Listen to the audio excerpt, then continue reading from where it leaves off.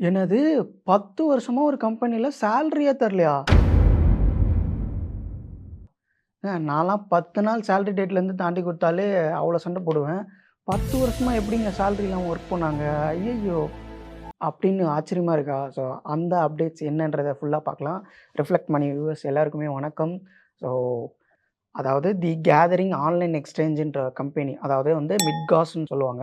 So அந்த company வந்து என்ன ஆயிருக்குன்னா வந்து 2014ல ஹேக் ஆயிருக்கு. பல ஸ்கேமர்ஸ்லாம் வந்து பார்த்துட்டு, என்னடா இந்த கம்பெனி இவ்வளோ வளருது.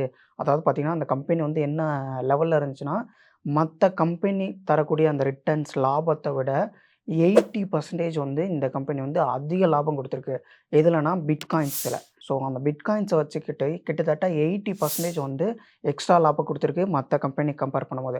எதனால இந்த கம்பெனி வந்து இவ்வளோ குரோத்ல இருந்திருக்குன்னா, ஸோ கிட்டத்தட்ட பிட்காயின்ஸோட இன்னைக்கு மதிப்பு பிட்காயின்ஸோட இன்னைக்கு மதிப்பு என்னன்னு பார்த்தோம்னா வச்சுக்கோங்களேன், அதாவது 24 ஹவர்ஸ்ல அந்த பிட்காயின்ஸோட வேல்யூ எவ்வளோ இருக்குன்னா, 2.57%. ஸோ 2.57% அப்டின்னா எவ்வளோன்னு பார்த்தீங்கன்னா, ரூ. 62,905 ₹62,905 வந்து அந்த பிட்காயின்ஸோட மதிப்பு. ஸோ இப்படி யோசிச்சு பாருங்க. ஒரு நாளைக்கு ஒரு பிட்காயின்ஸோட மதிப்பு பார்த்தீங்கன்னா, கிட்டத்தட்ட ரூ. 62,905 இருக்கும்போது, ஸோ அந்த மதிப்பு வந்து எவ்வளோ வேல்யூபிளா இருக்குன்னு பார்த்துக்கோங்க. 62,000ன்றது சாதாரண விஷயம் இல்ல. ஸோ அப்ப மத்த கம்பெனிக்காரங்க பண்ண சூழ்ச்சியா? இல்ல அதில மத்த எம்ப்ளாயீஸோட இதுவா என்னன்னு தெரியல. பட் சில ஒரு கேங் வந்து என்ன பண்ணியிருக்குன்னா, அந்த கம்பெனி பார்த்து அதாவது மிட்காஸ்ன்ற அந்த கம்பெனிய பார்த்துட்டு, ஸோ இது இவ்வளோ வளர்ச்சி அடையுது அப்படின்ற ஒரு இதில வந்து அந்த கம்பெனிய மொத்தமா ஹேக் பண்றாங்க. உங்களுக்கு பிட்காயின்ஸ்னாவே தெரியும். இது ஃபுல் அண்ட் ஃபுல் வந்து ஆன்லைன் தான். ஸோ அந்த ஆன்லைன்ல என்ன பண்ணியிருக்காங்கன்னா வந்து ஹேக் பண்ணிட்டாங்க. உங்களோட மொத்த சர்வரையும் ஹேக் பண்ணி அதில இருக்க அந்த காயின்ஸு, அந்த பிட்காயின்ஸ் எல்லாத்தையும் வந்து என்ன பண்ணியிருக்காங்கன்னா, சேல் பண்ணிட்டாங்க. சேல் பண்ணி வேற ஒரு இது போயிட்டாங்க. இவங்கள அறியாமலே இது எல்லாமே நடந்துருச்சு. எப்போனா 2014ல. ஸோ 2014 இப்ப வந்து 2024 கிட்டத்தட்ட இந்த 10 வருஷ கேப் வரைக்கும் அந்த கம்பெனி திவாலா ஆனதுனால, அங்க வேலை செஞ்ச அந்த ஊழியர்களுக்கு, அதாவது எம்ப்ளாயீஸ்க்கு வந்து ஸோ சேலரி குடுக்க முடியாம போயிடுச்சு. இப்போ எதனால ஏன்டா 10 வருஷத்துக்கு முன்னாடி நடந்துச்சு. இப்ப ஏன்டா நீ வந்து இந்த விஷயத்த வந்து சொல்ற? அப்படின்னு கேட்டீங்கன்னா வந்து, இப்ப அந்த கம்பெனியோட சிஇஓ கிரிகோரி கிரீன்றவரு என்ன பண்ணியிருக்காருன்னா, ஒரு விஷயம் சொல்லியிருக்காரு. நாங்க வந்து அ அப்ப பண்ணது தப்பு தான். ஆ சேலரிக்கு எங்க கம்பெனி திவாலானதுனால எங்களால சேலரி குடுக்க முடியல. ஸோ இப்போ வந்து நாங்க சேலரி குடுக்குறோம் அப்படின்ற மாரி ஒரு விஷயத்த வந்து இப்போ சொல்லியிருக்காங்க. ஸோ அதனால வந்து இப்போ மா அந்த எம்ப்ளாயீஸ் எல்லாமே என்ன சொல்றாங்கன்னா, "அப்பாடா! ஒரு வழியா ஆண்டவா எப்படியோ வழி காட்டிட்டடா" அப்படின்ற மாரி ஒரு 10 வருஷ கேப்ல இப்போ கிடைக்க போகுது. அதாவது எப்படி குடுக்க போறாங்க அந்த சேலரிய அப்படின்னு பார்த்தீங்கன்னா, கிட்டத்தட்ட அவரோட அதாவது அந்த சிஇஓ அக்கவுண்ட்ஸ்ல வந்து கிட்டத்தட்ட 9 பில்லியனோட பிட்காயின்ஸ வந்து என்ன பண்றாங்கன்னா, இப்போ வந்து சேலுக்கு எடுத்துட்டு வராங்க. ஸோ சேலுக்கு எடுத்துட்டு வந்து அந்த பிட்காயின்ஸ வந்து என்ன பண்றாங்கன்னா, சேல் பண்ண போறாங்க.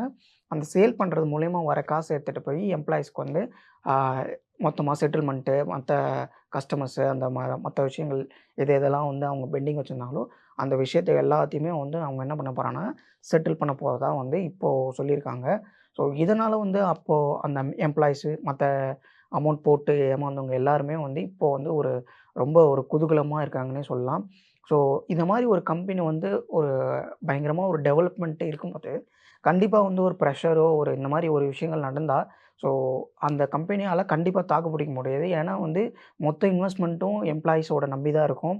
ஸோ அந்த எம்ப்ளாயீஸ் வேலை செஞ்சா தான் அந்த கம்பெனியோட குரோத். ஸோ அந்த கம்பெனியோட குரோத் எத நம்பி இருக்குன்னா, எம்ப்ளாயீஸ நம்பி தான். ஸோ அப்ப எம்ப்ளாயீஸ் எத நம்பி இருக்காங்கன்னா, அவங்க குடுக்கக்கூடிய அந்த சேலரி நம்பி தான். ஸோ அந்த மிட்காஸ்ன்ற அந்த கம்பெனி வந்து பயங்கர ஒரு வளர்ச்சியா இருந்த பிட்காயின்ஸ் மூலியமா பயங்கர வளர்ச்சி.